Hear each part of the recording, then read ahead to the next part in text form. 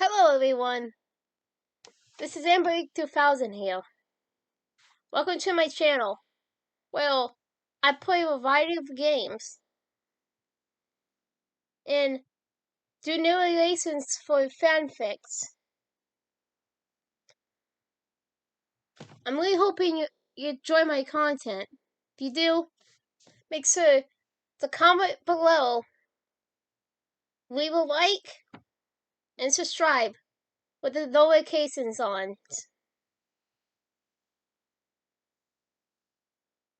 Right, so next time, this is AmberAnkNA. Welcome to my channel. So, hi. Requiem, a Life is Strange story. Epilogue. Come what may, we live a lifetime. What matters to me, forget the future, I made my mind. You're all that I see. Leaves come crashing down, and the wind stream round and round. But I wait out this storm. I wait out this storm with you. Storm. Coley. October 11th, 2023. Like, no, it's basically October 16th, 2023 when I'm recording this.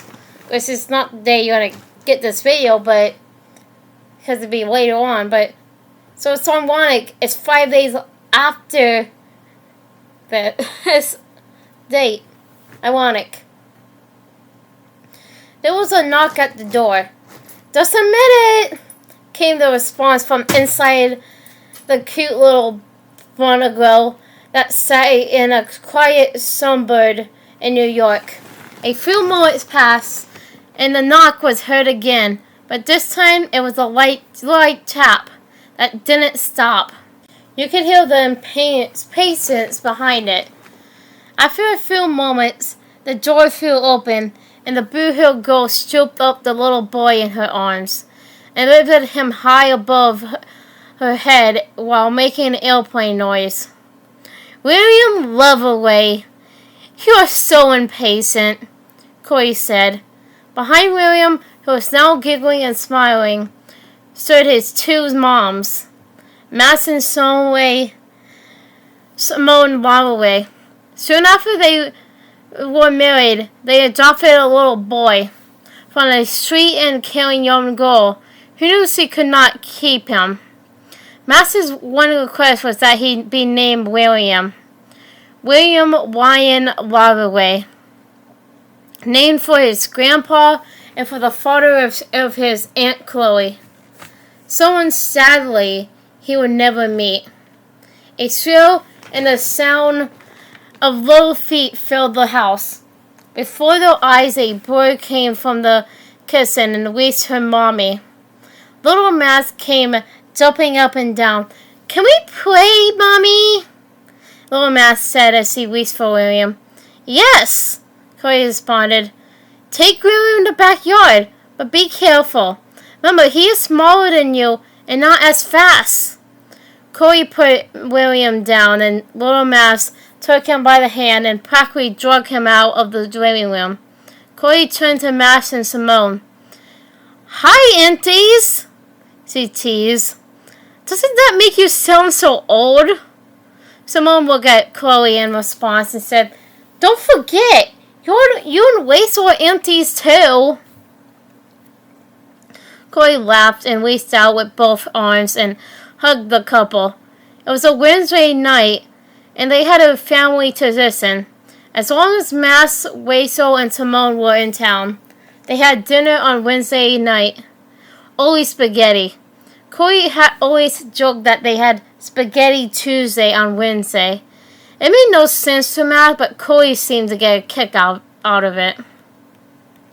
Simone looked around. Where's the boss? Chloe looked condescendingly at Simone. She is your boss. I'm the queen of this castle. Well, she thinks she is. The girls heard Rachel yell from the kitchen. Simone, come give me a hand. It's almost time to eat. Simone bowed before Chloe. May I be excused, Your Majesty? She said worriedly. Get out of here. Besides, I want to spend some time with your wife. Chloe grabbed Mask by the hand, and they sat down on the couch. So, how are you? She asked Mask.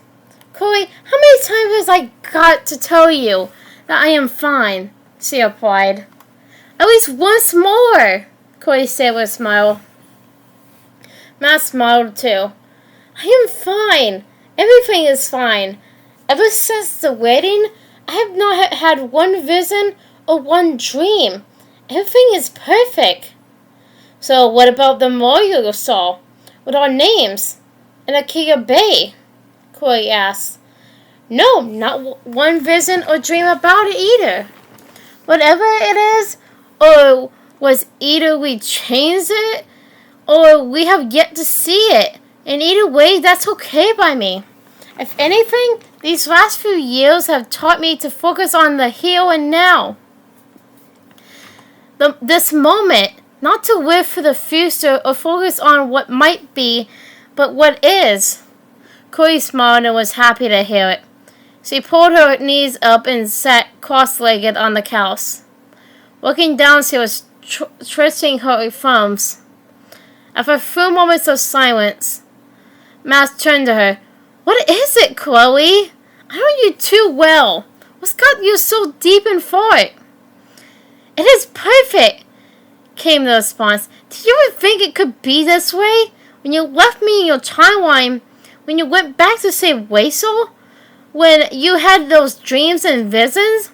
When I left Simone and Wan? Did you ever think it would turn out like this? Mask paused and pulled her knees up to sit cross-legged. Never. Not once. I still cannot believe it.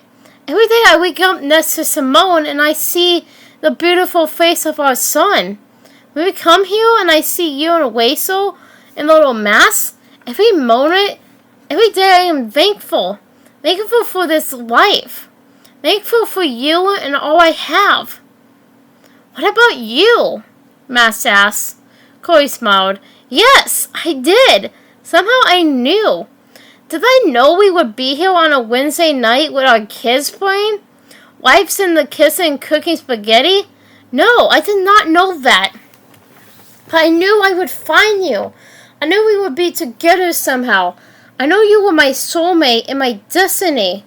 And I knew my love for you and your love for me would find a way. Chloe reached in her back pocket. Remember this? My letter! Master streamed. The one I wrote to you after I stayed Waisel. You still have it?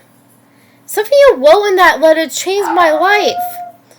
Ugh. And you gotta deal with a loud mouth. It's annoying. Jesus. Anyways. Something you wrote in that letter changed my life. You didn't know it, and I'm not sure you ever realized it. Hell, I only realized it once we got to where we are now. You wrote. It said, I am thankful for having at least found you. We could have flashed by one another like two pieces of comic dust. God or the universe, or whatever one chooses to label the great systems of balance and order, does not recognize Earth time. To the universe, 4 days, all years together, is no different than 4 billion light years. I try to keep that in mind, but I am, after all, a man, a woman, and all the philosophical realizations I can conjure up do not keep me from wanting you every day, every moment, the merciless real time, a time I can never spend with you. Deep within my head, I love you, Chloe Price, profoundly and completely, and I always will. Mask reached out and took her hand. I will never forget writing those words. See, Mask, I had always put in to honor your wishes. You did not want me to find you. I understood. But Weasel asked me to, and for days and weeks, I argued with myself. I fought with myself. Should I find you? Did I want to be found? Would you remember me? Will you still love me? It wasn't simple and I struggled with my decision. Then one night I couldn't sleep. I was awake at like 2 a.m. and our sun was raising. Thunder, lightning, rain and wind beating against the house. I just had a dream or vision about Acacia Bay and the storm. So I got up and got your letter from my nightstand and read it. And when I came to that part, I read it again, read it, and read it again. And at that moment, something clicked. Something changed. I knew you, Weasel, and I had spent a lifetime running from fate and destiny. They followed us, plagued us, and toyed with our lives. But I stopped and asked a question, and maybe it was time to stop fighting. Maybe things happened for a reason, good and bad, happy and sad. It all happens for a reason. We could have flashed by one another like two pieces of compact dust, she repeated. We are dust. You're tiny and merciful. In this world, life is what we make it. So at that moment, I decided I wanted nothing more than to find you. We have said it since we were kids. We always will be, Max and Chloe. We always together, even when we're not.